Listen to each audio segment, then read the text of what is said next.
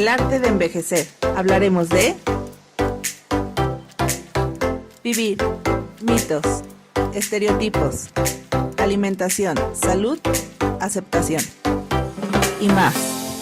Todos los jueves a las 5 p.m. con Elizabeth Jacobo.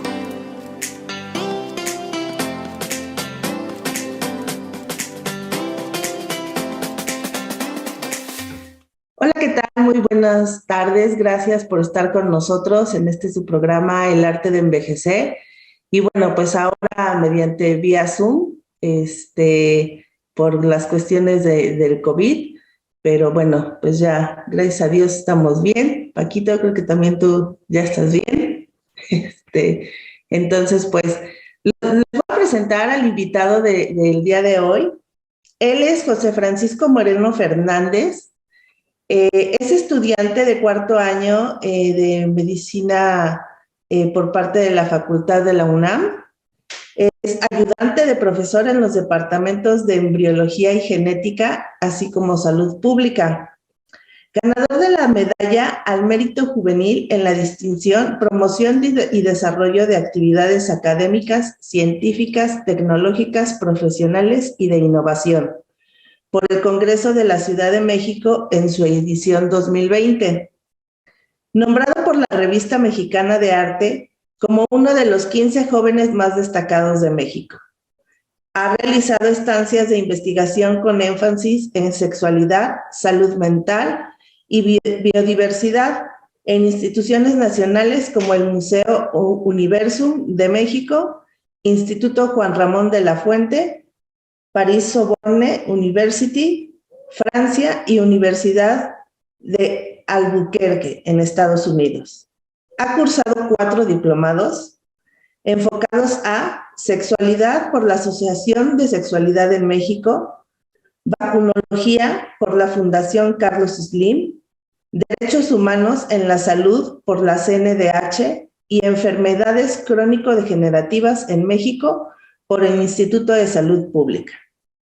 Cuenta con diversas publicaciones en la Universidad Abierta y a Distancia de México y en World Psychiatric Association con artículos enfocados al COVID-19, educación a distancia, estigmas de la salud mental, ODS-3, salud y bienestar. Cuenta con una especialización en salud pública con énfasis en epidemiología por Johns Hopkins Hospital, así como más de 2.500 horas curriculares en cursos impartidos en la UNAM, IMSS, Instituto de Salud Pública, Asociación de Psiquiatría Mexicana, Harvard Medical School, Stanford, Oxford University Hong Kong, Duke University, Northwestern, entre otras instituciones. Ha sido el coordinador de la carpa de la Facultad de Medicina en la Noche de las Estrellas de la UNAM, el evento de divulgación científica más grande de América Latina, siendo el coordinador históricamente más joven.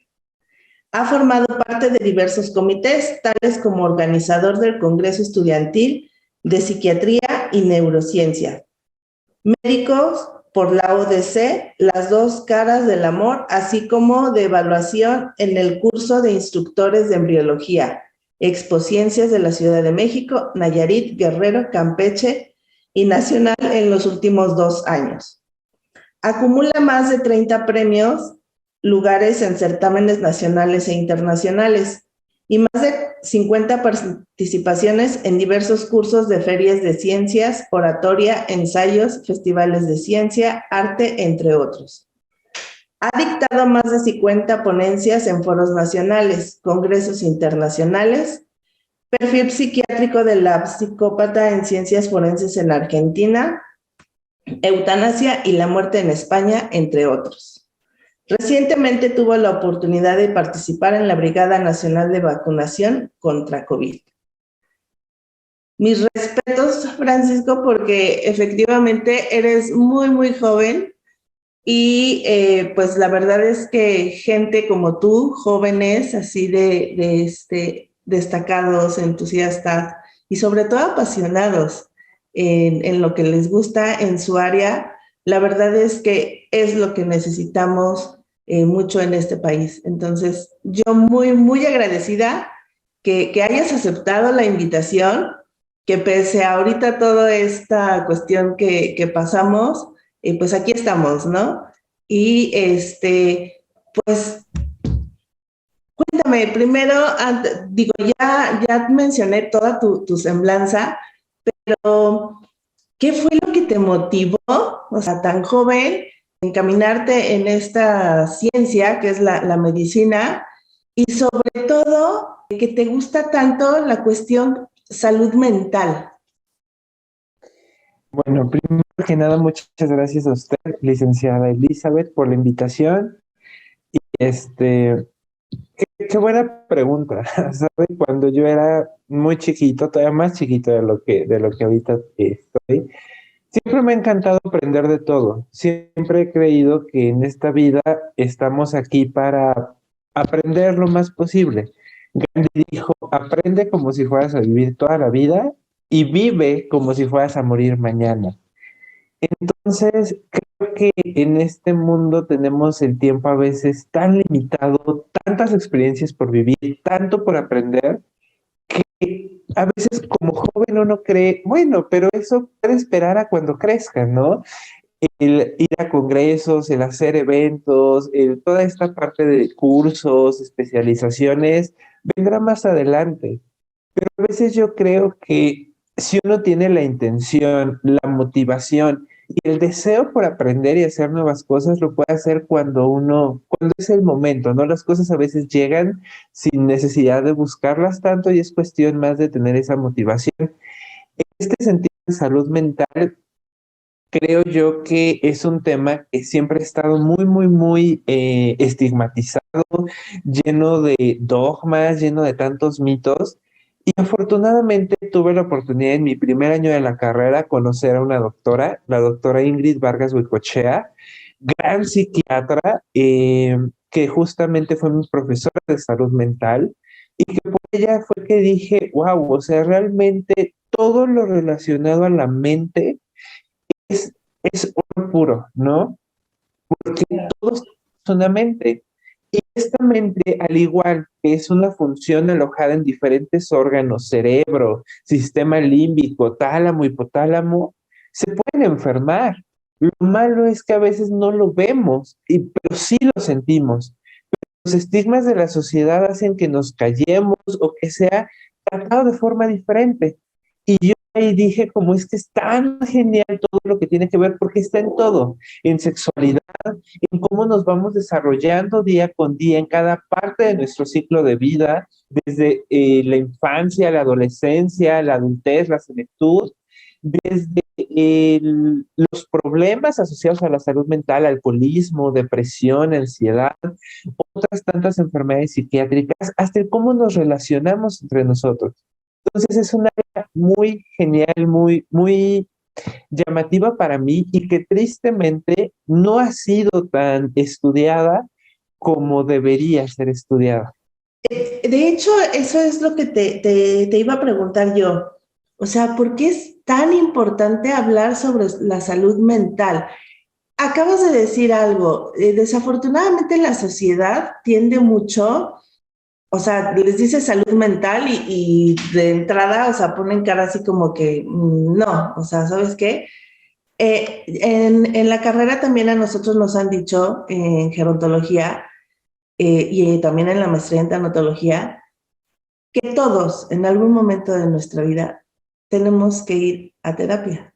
Y no porque estemos locos o como le llamen, no. La verdad es que, o sea, en el paso de la vida, pues vamos teniendo tantas experiencias, tantas vivencias, que venimos también cargando cosas de nuestros antepasados y eso, que muchas cosas no nos corresponden, que debemos de ir. Entonces, es algo bien importante y que no se menciona. Entonces, de ahí que yo te pregunto, ¿por qué es tan importante hablar de la salud mental? Claro, licenciada.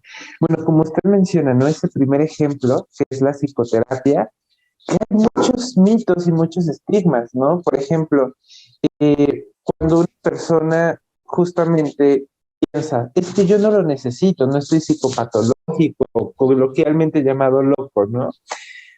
realmente no ven a la terapia como lo que es. ¿Y qué es? Que nosotros somos seres humanos. Y el simple hecho de ser un ser humano que tiene una mente y que coexiste con otros seres humanos, ya es un factor de riesgo para adquirir muchísimas enfermedades mentales.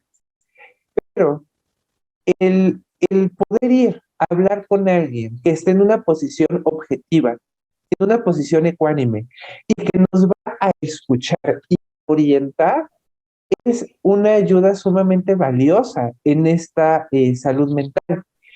Algo importante es que a veces lo vemos como algo muy satanizado por la sociedad, algo como no vayas porque únicamente te cobran, o te tiran de loco, u otro tipo de mitos que se llegan a escuchar, ¿no?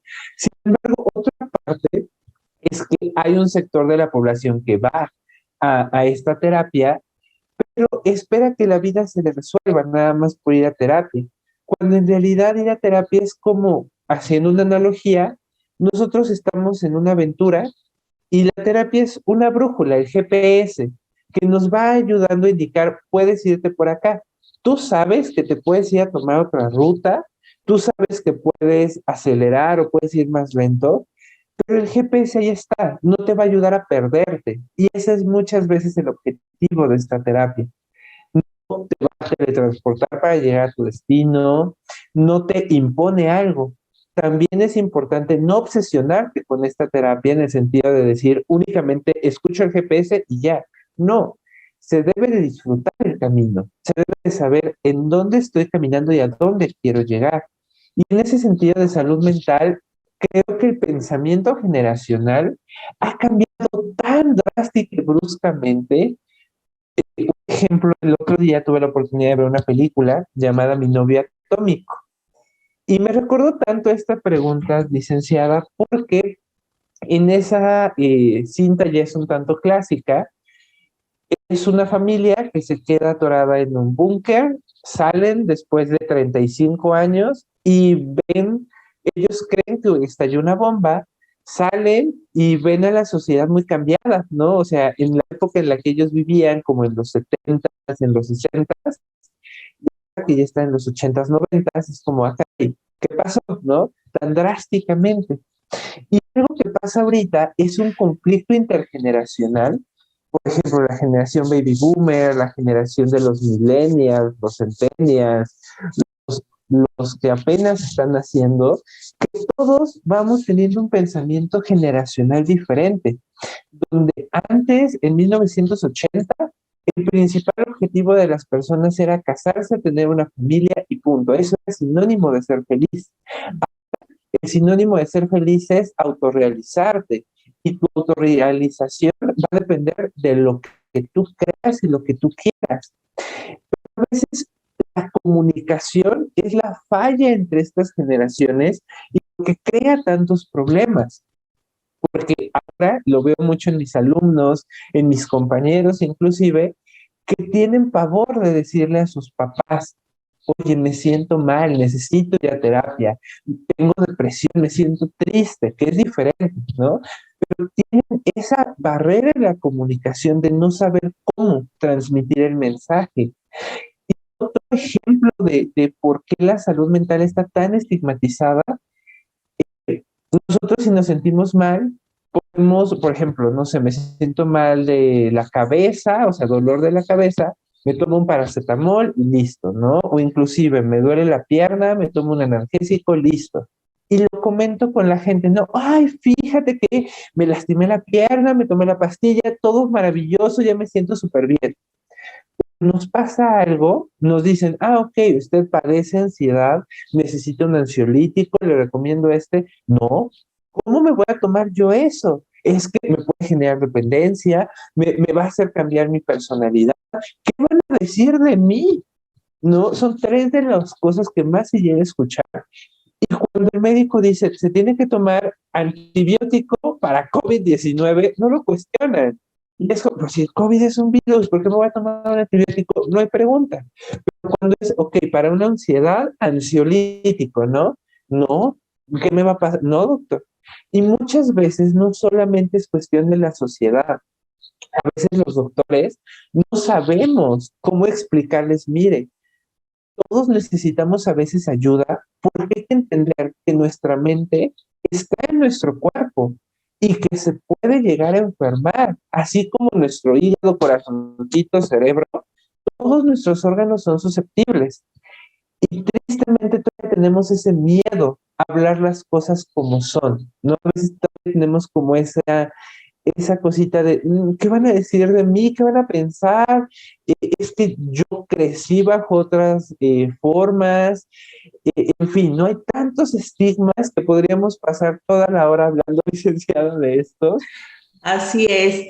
Y algo que comentas mucho es eso, ¿no? Hay un dolor, paracetamol, ¿no? Y ya ves que cuántos memes también lo hacen de que en salud pública, bueno, pues ahora ya para todo, hasta para COVID, pues tu paracetamol, ¿no?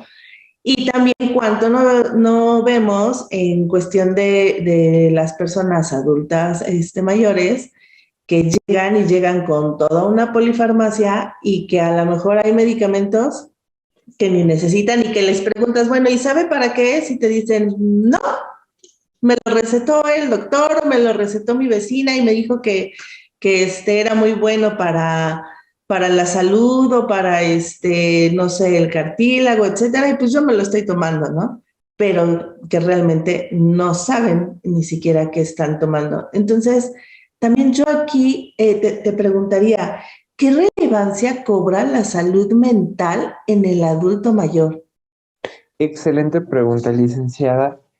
Recordemos que la salud mental es este bienestar emocional que se traduce en un bienestar psicosocial con lo que nos rodea, pero sobre todo con uno mismo. Hay otra definición que dicen que uno tiene salud mental si es funcional en la sociedad en la que vive. Es un tanto funcionalista esa perspectiva. La salud mental es importante y es vital en el desarrollo de cada etapa de nuestro ciclo vital. En la senectud, en esta etapa en donde las personas ya tienen más de 60 años, cobra aún más importancia, porque es casi tan importante como en la infancia. Uno, porque en México, tristemente, el ser adulto mayor te convierte en una población vulnerable de sufrir discriminación, de sufrir burlas y de sufrir violencia. Está ahorita localizado entre el top 5 de las personas con más discriminación y vulnerabilidad. La comunidad LGBT, los adolescentes, los adultos mayores, forman parte de este gremio que son constantemente atacados.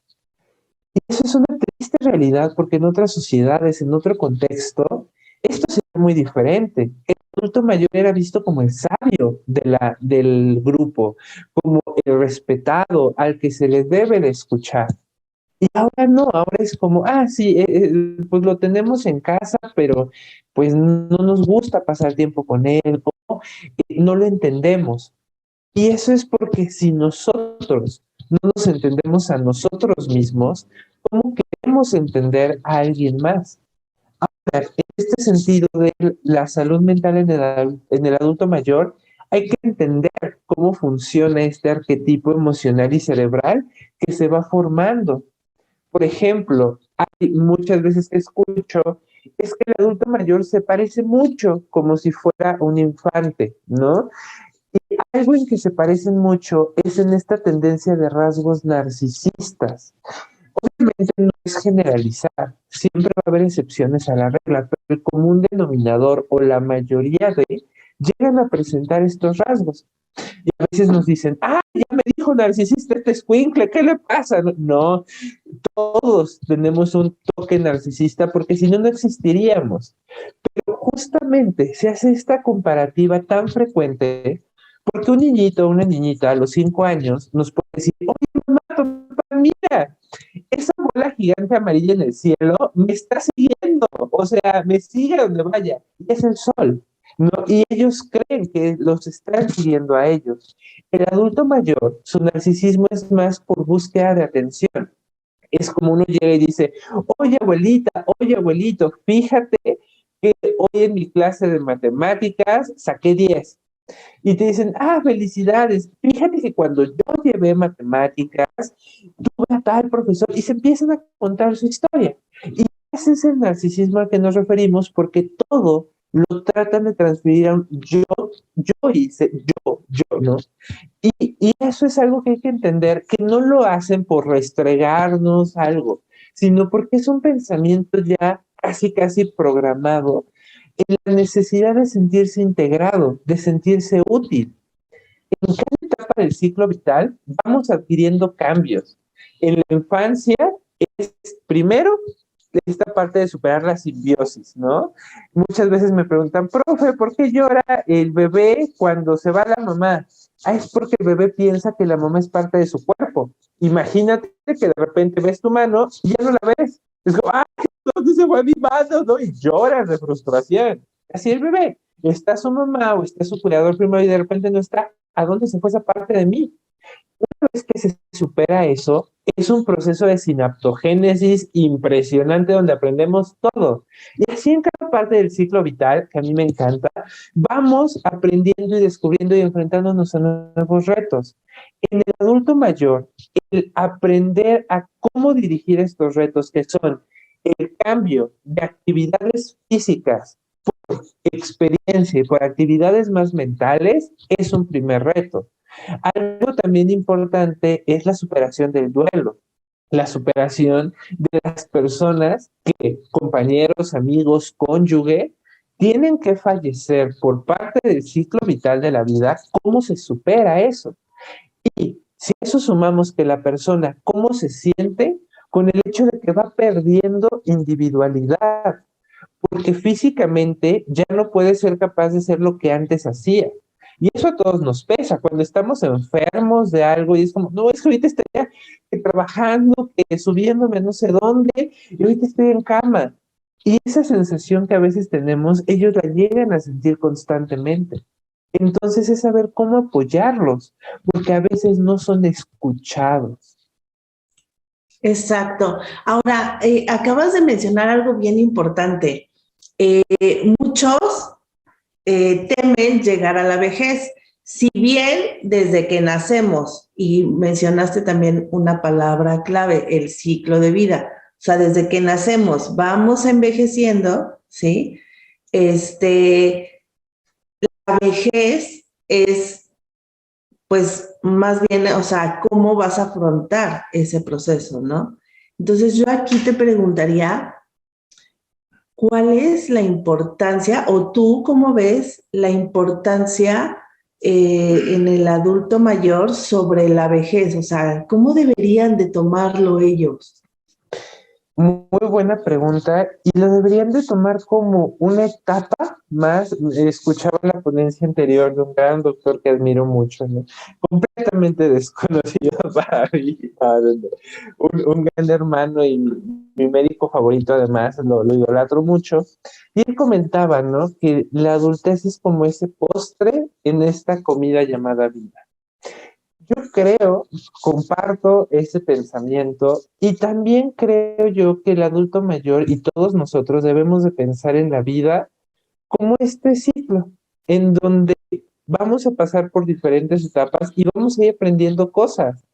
Y también como que se van liberando nuevas experiencias, nuevas emociones, nuevos sentimientos. Y eso también es parte de lo que nosotros somos, ¿no? Eh, Va a depender mucho esta etapa de lo que nosotros hagamos anteriormente. Si nosotros nos dedicamos a hacer una vida egoístas, a no querer hacer amistad con nadie, no querer formar vínculos con otras personas, pues obviamente vamos a ir haciéndonos más y más solitarios. Y a veces en esta etapa es cuando más se necesita de buenas redes de apoyo, en donde puede ser un amigo, tu familia. A mí no me gusta mucho el término familia porque etimológicamente significa servidumbre del padre. Entonces yo lo modifico un poco más a esta comunidad de amor, ¿no? Luego mi hermano me dice, eso suena muy hippie. Bueno, comunidad de amor en donde es el apoyo que se da, que se escucha, Y el adulto mayor tiene muchísimas cosas todavía por hacer. O sea, la vida no se acaba hasta que se acaba. Y en esta etapa es una etapa de mentoría para otras personas, pero también para esa misma persona. Algo importante es no casarse con la idea de en mis tiempos era así y por eso seguirá siendo así. No, es, mira, tal vez yo crecí en otro contexto, en otra época, donde aprendí cosas diferentes, pero ahora aprendo esto nuevo y lo adapto y lo mezclo. Ese es un envejecimiento funcional.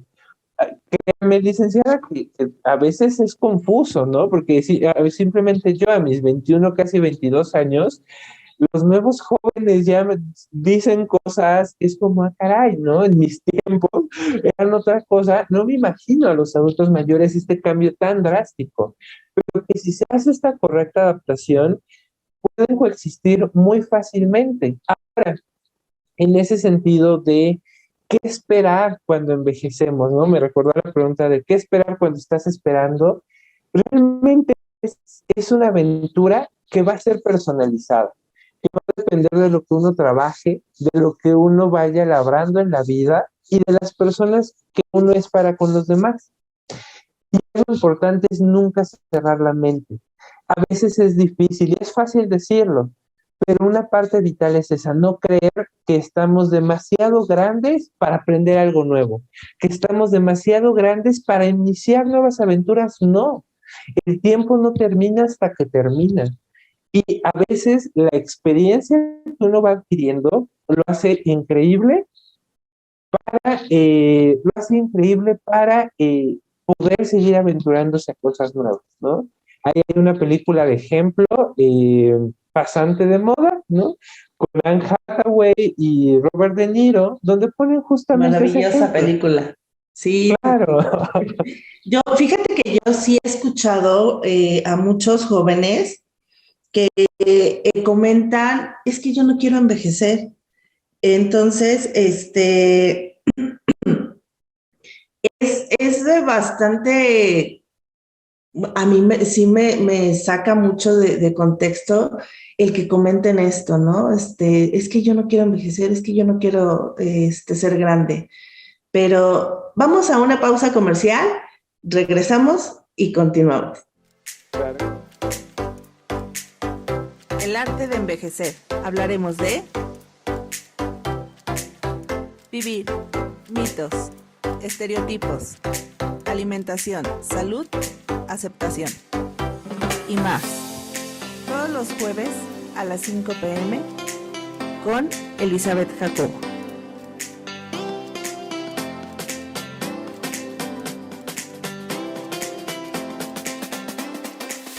Bueno, pues estamos de regreso aquí en el programa El Arte de Envejecer y pues con nuestro invitado Francisco Moreno, que estamos hablando sobre el tema de la importancia de la salud mental.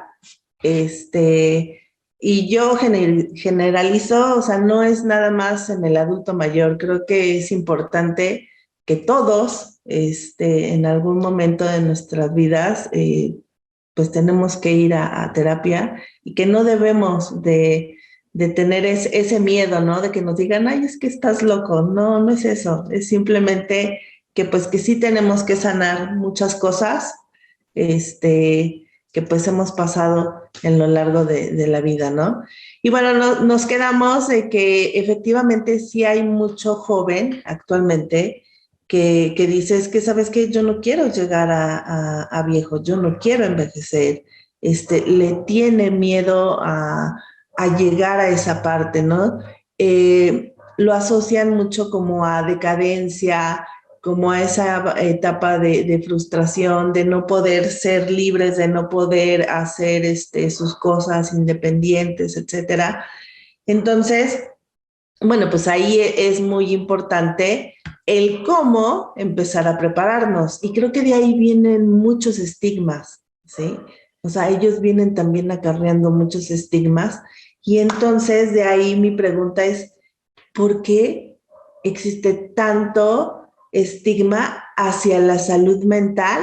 Y yo creo que aquí haría otra pregunta también, la juntaría a la muerte.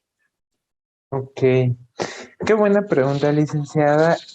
Hay una frase que dice Pablo Picasso, ¿no? Lleva tiempo llegar a ser joven y pensando psicológicamente, psiquiátricamente, muchos de los jóvenes que llegan a tener ese miedo, incluso a veces patológico a envejecer, suele asociarse a alguna vivencia, a algún conocido que no le haya pasado tan bien en esta etapa. Y en ese sentido, algo vital es hablar, expresar, es que yo vi a mi abuelo, yo vi a mi abuela, a mi bisabuelo en estas condiciones, me da miedo estar así, ¿no? Entonces es saber cómo expresarlo y cómo hacer consciente un miedo para trabajarlo. Sobre la pregunta de los estigmas, yo creo que uno es porque es algo desconocido y lo que no conocemos nos genera ansiedad, nos genera miedo, nos genera Miedo. incertidumbre. Y en ese sentido, por ejemplo, la muerte, hace poco, realmente la semana pasada, falleció una prima que era como una hermana para mí, tenía 43 años, no era, no entraba en el porcentaje de adulto mayor y falleció de una forma muy abrupta de EBC hemorrágico, un derrame cerebral por un aneurisma. Y en este proceso de muerte, ¿no? Que a veces decimos antes, ¿no? Acá en la casa de todos los que nos escuchan, de ustedes, Gracias. de nada, hablar de muerte implicaba un rápido, no hables de esas cosas, no traigas la mala vibra, no hay que hablar de cosas feas. Y yo siempre he creído que la muerte le da sentido a la vida. Si nosotros no morimos, no vamos a vivir, porque una vida eterna es pensar en una vida en donde pensaríamos mucho, pero no nos atreveríamos a hacer nada. Tristemente o felizmente, la muerte nos motiva a decir, no voy a estar aquí para siempre. ¿Para qué estoy peleado? ¿Para qué me enojo? ¿Para qué me quedo en cama todo el día si sé que alguien quisiera aprovechar estas oportunidades, ¿no?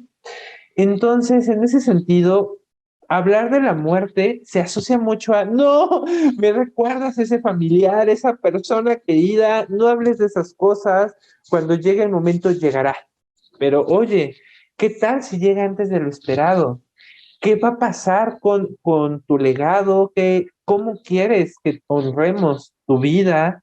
Y a veces es un temor a, es que yo no sé qué pase después de la vida.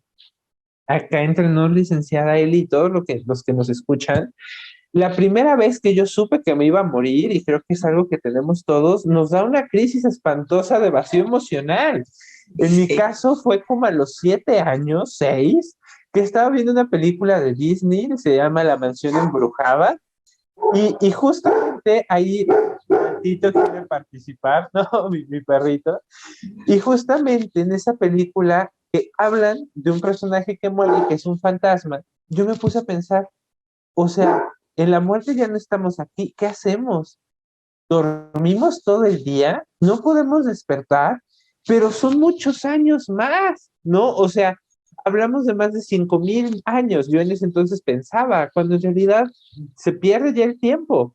En ese sentido de saber cuánto no. Y me dio esa crisis a los 7 años, ¿no? Y mi familia como, ¿qué pasó? Estabas viendo una película, ¿no? Yo, sí, y me choqueó. Y en ese sentido, hablar de este tipo de temas, como la muerte, como salud mental, porque a veces lo que no podemos ver es como, hijo, mira, tengo una mancha aquí en la piel. Y es, mira, sí, y nos genera preocupación. O cuando algo nos duele, como, ay, el diente, la muela, nos duele algo, ¿no? Pero algo que no podemos ver es como, ay, no ha pasado algo y me siento triste. Esta vez como que me encantaba a mí comer papas o ir al cine, no tengo hambre, no quiero ir a ningún lado. Y no ha pasado nada. ¿Por qué me siento así? Pero si lo expreso, tal vez se burlen, tal vez la típica frase, ¿no? No tienes nada, ánimo, échale ganas. Es como, si así los médicos curáramos todo, sería genial, ¿no? Un paciente que llega con cáncer, échale ganas, no pasa nada. No, pues no. O sea, es hasta ofensivo para los pacientes.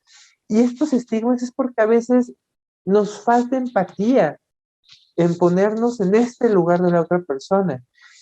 De los estigmas, a mí también me encanta mucho el cine. Les recomiendo una película que se llama Los Juegos del Destino, o en su título original Silver Linings Playbook, con Jennifer Lawrence y Bradley Cooper, que hablan justamente a veces un poco de estos estigmas hacia la salud mental, como el que una persona diga, tengo depresión. ¡Ah!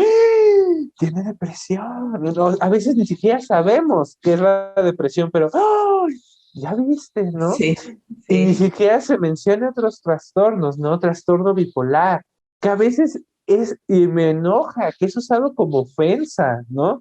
Eres un bipolar. Yo nunca insulto a alguien diciéndole, tienes diabetes.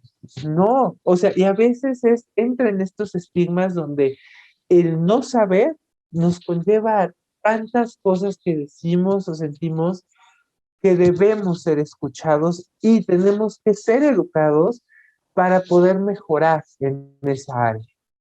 exactamente. Ahora, mencionas por los diferentes procesos en la vida y que vamos pasando por duelos, ¿sí? Todos, o sea, desde el bebé, como bien mencionaste, que si se va su mamá y que te preguntan, bueno, ¿por qué llora?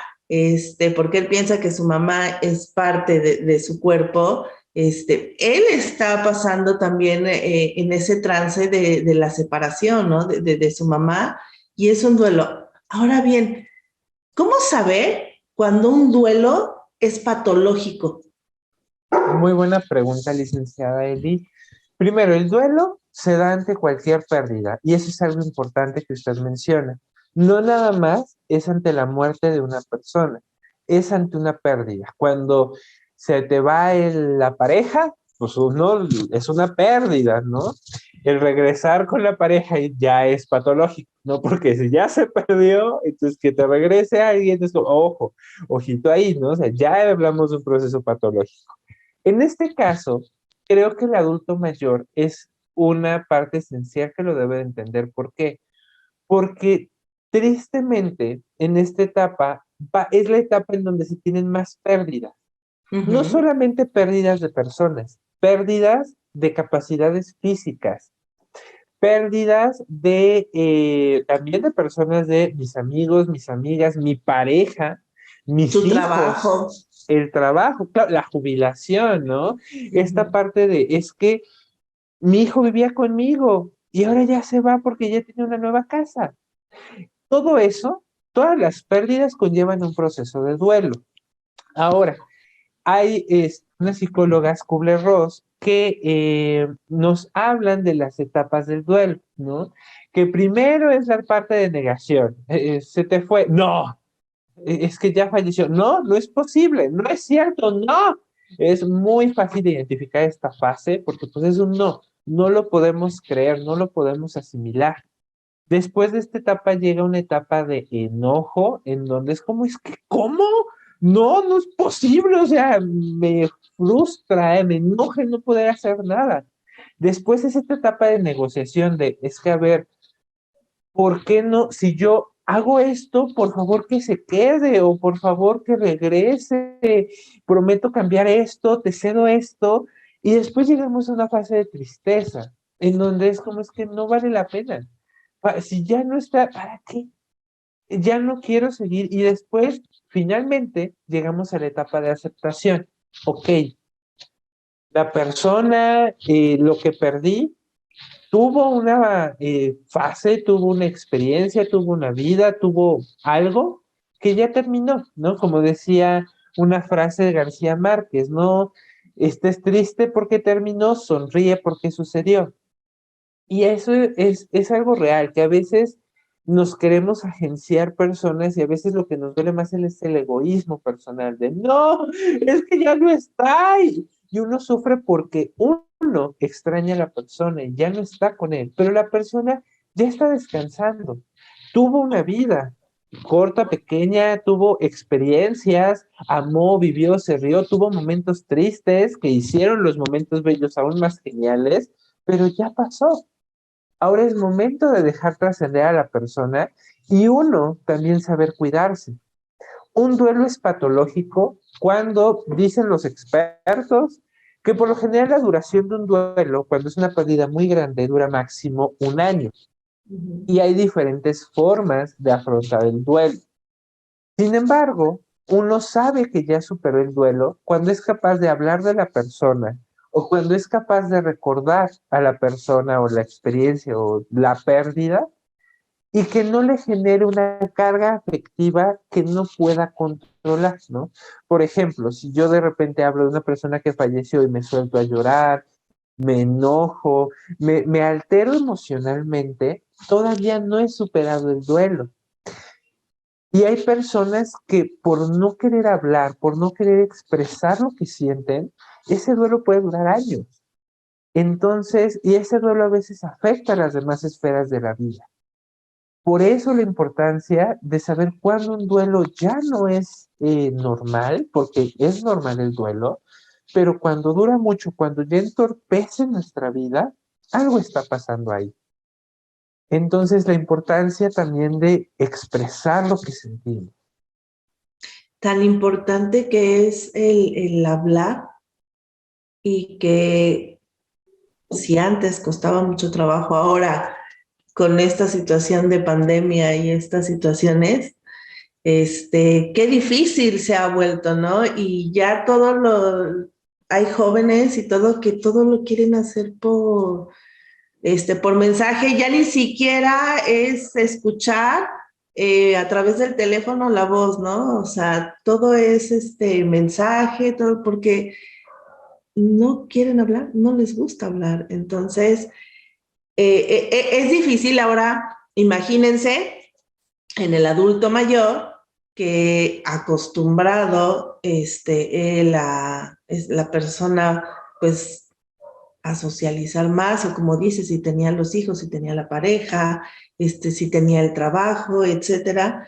Entonces, yo aquí preguntaría, ¿cuáles son las psicopatologías más frecuentes en el adulto mayor? Ok, esa es muy buena pregunta, licenciada Eli. Como datos estadísticos, se dice que mínimo el 7% de la población adulto mayor tiene diagnosticado una enfermedad de tipo psiquiátrico. El 7% diagnosticado, eso es importante porque muchas veces estas enfermedades, y más en este sector, son infradiagnosticadas. Así es. Ahora, ¿qué enfermedades podemos encontrar? La principal y la más común, depresión. La depresión se caracteriza, puede ser por un detonante exógeno, pero una respuesta interna en el cuerpo, en donde nuestros neurotransmisores, principalmente la serotonina, ya van a decir, ay, ya empezó con sus nombres todos raros. No, no les preocupe. La serotonina es lo que nos hace felices. Es esa sensación de, ay, qué padre se siente, ¿no? Y ojo, porque la serotonina en su vía de síntesis metabólica toda rara, que no se angustien, no se las voy a mencionar, es necesaria para poder sintetizar melatonina. Y la melatonina es necesaria para poder dormir. Por eso a veces nos pasa que cuando no podemos dormir es porque estamos muy tristes o algo pasa. Y también es que cuando no dormimos bien, no podemos andar felices. También se relaciona mucho neurológicamente hablando del sistema límbico, las áreas de las emociones con núcleos hipotalámicos, por ejemplo, el hambre, ¿no? Entonces, cuando una persona dice, ay, estoy enojado, estoy triste porque tengo hambre, es normal, porque la localización anatómica es muy cercana. Ahora, la depresión, que es justo por este declive de serotonina, no es, ay, es que me siento triste. No, hay una diferencia entre tristeza, que es una emoción necesaria y vital, porque sin la tristeza no existiría la felicidad, como nosotros la vemos, a la depresión, donde la depresión, la principal característica y así un signo patognomónico es algo que se llama anedonia. Yo sé, los médicos nos odiamos y queremos inventar un lenguaje nuevo, ¿no? Con palabras raras. Pero anedonia significa cuando una persona ya no quiere hacer lo que antes amaba. Cuando tú, y no es que uno cambie, no, no es como, mira, es que antes a mí me encantaba los huevos de confeti, estrellarlos en la cabeza de las personas, pero ahora ya no tengo anedonia. No, es más bien hay un cambio en la formación de la persona, en la madurez, que es como, no, pues le duele tantos enojos que recibí, pues ya mejor no lo hago. Pero es que de la nada uno ya no tiene esas ganas de hacer las cosas. Que a mí antes me encantaba ir al cine, jugar uno con la familia, y ahora de repente es que no tengo ganas, ya no quiero hacerlo. Ese es anedonia y es indicativo de depresión. Cuando uno no se puede levantar de la cama o a veces uno está en la cama, la depresión tiene múltiples manifestaciones, pero es una de las principales en el adulto mayor. El síndrome demencial o la demencia, que se puede asociar con demencia por Alzheimer, demencia en etapas avanzadas de Parkinson, por diversas enfermedades donde la persona va perdiendo diferentes habilidades mentales, como lo puede ser la memoria, la cognición, la percepción. Entonces es sumamente frustrante para la persona el ir perdiendo estas capacidades mentales, porque es además de, a ver, estoy perdiendo el trabajo, estoy perdiendo personas en mi vida y además de eso estoy enfermo o enferma. ¿Qué está pasando? Y es un duelo sumamente patológico. Y por ejemplo, hay veces en que nosotros podemos ver una persona que disfraza muy bien lo que siente. Ahí vemos el caso de Robin Williams, ¿no? El actor que tenía Parkinson y que ese Parkinson incluye, como el Parkinson se relaciona con los niveles de dopamina, que la dopamina ayuda, es un neurotransmisor para movimiento fino y por eso la persona tiene un temblor en cuenta monedas, pero también la dopamina es el neurotransmisor que nos ayuda a emociones como de apego. Entonces, la dopamina junto con la oxitocina son los responsables de, ay, extraño, es que si mi ex respiraba, pues lo extraño porque ahorita pensé en respirar, ¿no? Entonces, son los responsables de eso. Estas personas también tienen variaciones en el estado emocional por cuestiones internas, neurotransmisores. Entonces, esta persona aparentemente estaba bien y falleció por suicidio. Entonces, hay que cuidar, a pesar de que decir, es que tiene Alzheimer, tiene Parkinson, sí, pero esto es algo neurológico que puede llevar a un estado también de malestar emocional, inclusive un malestar físico que es que fue diagnosticado con daño hepático, daño renal, eso también infiere en la salud mental. Algo también es común en estas personas puede ser constantes momentos de regresión como mecanismos de defensa. Los mecanismos de defensa todos lo tenemos. El mecanismo de defensa favorito de todos los mexicanos es el humor, ¿no? Se muere Vicente Fernández, se muere Carmen Salinas, ¿qué hacen los mexicanos? Memes. La forma de afrontar una tragedia, tiembla un meme, ¿no? Del bolillo, de algo, hacemos del humor un mecanismo de defensa. Otro mecanismo de defensa muy común a veces en el adulto mayor es esta regresión. Regresiones que van como actuar como si fuéramos niños, ¿no? Que decimos a veces como, oye, abuelito, es que te comiste mi frutzi que yo estaba dejando ahí en el refri congelado. Y el abuelito que hace, no me importa, ¿no? Actitudes muy infantiles. Es a veces ese mecanismo que llegamos a tener bastante. Y esas son como de las principales enfermedades mentales en el adulto mayor. Ok. Y ya para cerrar, Paco, ¿qué nos aconsejas tú para promover la salud mental en el adulto mayor? Excelente pregunta. Lo primero es algo que se les dice a los alumnos, ¿no? Así como a un paciente que tiene diabetes, se le dice, usted tiene esto, debe de comer mejor, ¿no? Hay pacientes que te escuchan y cambian sus hábitos alimenticios. Hay pacientes que no. Uno les dice, ¿tienes esto? Y, pero es que mi panecito, es que mi coquita, yo sigo, ¿no? Y lo mismo pasa con las personas que llegan a tener algún tipo de psicopatología. No, es que usted tiene esto, necesita fármaco, terapia. No, yo voy a seguir así. Entonces, uno, es importante tener la oportunidad introspectivamente de escucharse y decir, hoy me siento bien, o hoy no me siento tan bien, pero siempre es bueno tener a alguien que me escuche sin que repercuta, porque a veces la familia es como, te cuento algo, pero en la pelea dentro de 3 años lo sacan a relucir y uno a veces tiene el temor de, no sé si les digo ahorita que estoy vulnerable, o los amigos, o la pareja. Siempre es bueno compartir con ellos, comunicarnos, pero también alguien que nos escuche con entera confianza y objetividad. Entonces, siempre es bueno promover la terapia, la psicoterapia, estando bien o estando no tan bien, pero siempre es bueno.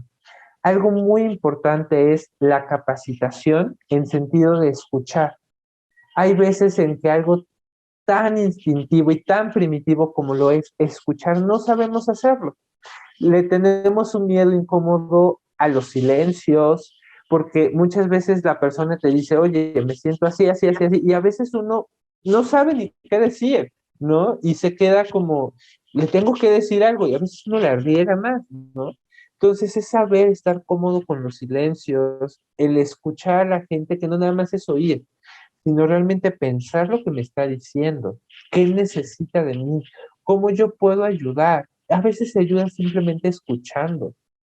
En ese Así, sentido, los profesionales de la salud, tener más empatía y acercamiento con las personas y escuchar, capacitar a las personas, este sector, ¿no? De adultos mayores que tienen muchos cuidadores, capacitarlos no nada más en cuestiones físicas de cómo darles un buen aseo, no, también es cómo tener una buena higiene mental, que incluye comer sano, dormir a sus horas, dormir las horas correctas, hacer actividad física, el tener momentos de diversión, el hacerlos sentir valorados.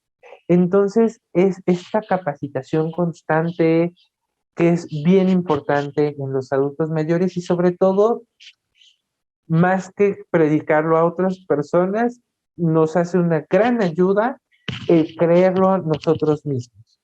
Si tú que nos estás escuchando te quieres y realmente te valoras, no tengas miedo a sentir, porque sentir es una de las maravillas que conforman al ser humano. El permitirse sentir tristeza, emoción, enojo, felicidad, miedo, es algo bellísimo, pero lo que está mal es intensificar esas emociones, es querer estar siempre tristes o siempre felices, es saber cómo manejar estas emociones, cómo identificarlas, apapacharse a uno mismo, saber los límites que uno tiene y a veces uno necesita ayuda. Saber cómo comunicar, cómo expresar es vital. Y no olvides que si te sientes sola, solo, necesitas ayuda, siempre hay alguien ahí, ¿no?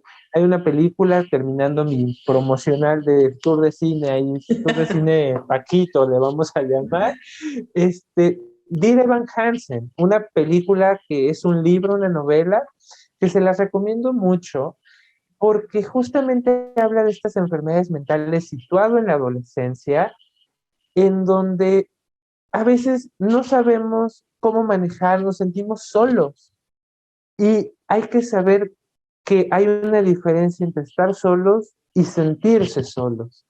Y eso es lo más peligroso que el cigarro, que el alcohol, porque el sentirse solos nos conlleva a esa parte de adicciones, violencia, nos lleva al monstruo que a veces es la humanidad. Entonces recuerda, no estás sola o solo, siempre cuentas con alguien, ¿no? Y si sientes que no es así, abre los ojos y vas a ver que hay alguna persona que te rodea que está para ti, ¿no? exacto, siempre, siempre hay una red de apoyo, que si en este caso, bueno, no es tu familia, pueden ser tus amigos, conocidos, y si no, bueno, pues hay lugares, hay instituciones, ahora se han abierto muchos por esta cuestión del COVID, y que ha generado también muchísima depresión. Entonces, acudir a esas instancias y sobre todo no tener miedo a hablar sobre salud mental, eh, hablar, hablar, hablar, no quedarnos callados y siempre habrá alguien que escuche y que pues pueda brindar esta atención, ¿no?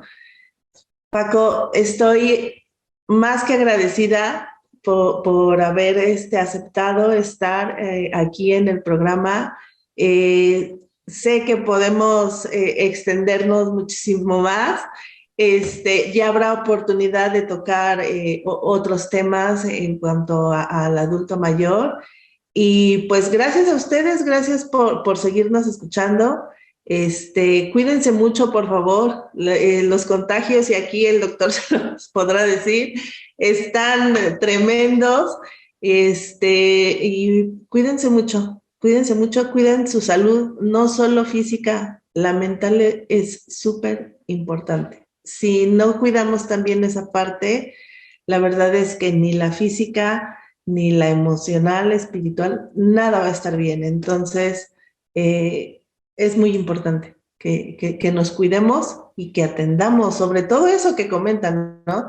Comer bien, dormir bien, ¿por qué no? Que vean ahora las películas que recomendó, jugar, cantar, etcétera. Entonces, eso ayuda mucho. Muchísimas gracias. Nos vemos en la siguiente edición, el próximo jueves, en su programa, El Arte de Envejecer. Gracias. Un abrazo. El arte de envejecer. Hablaremos de vivir, mitos, estereotipos, alimentación, salud, aceptación y más. Todos los jueves a las 5 p.m. con Elizabeth Jacobo.